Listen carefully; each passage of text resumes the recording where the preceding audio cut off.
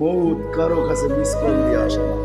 দুনিয়ার কোনো ব্যক্তিত্ব নাই, একজন ব্যক্তিত্ব ছিলেন, মৃত্যু যার কাছে পয়লা আসতে হয়েছে। আল্লাহ নিজে বলছেন মালাকুল মৌতকে, বন্ধুর কাছে যাবে, অনুমতি দিলে ঢুকবে, নাইলে ঢুকবে না। অনুমতি নিয়ে বুকে হাত রাখবে, নাইলে রাখবে না। আমার বন্ধুর অনুমতি ছাড়া হাত রাখবে না বুকে।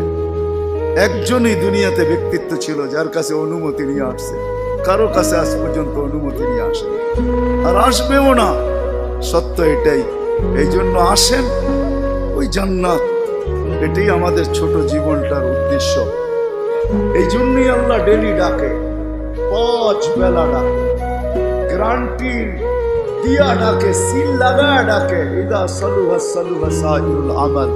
5 ওয়াক্ত নামাজ যদি এই উম্মত কমপ্লিট করে দেখাইতে পারে, তো আল্লাহ আমাদের নবীজির সাথে ওয়াদা করছেন, আমিও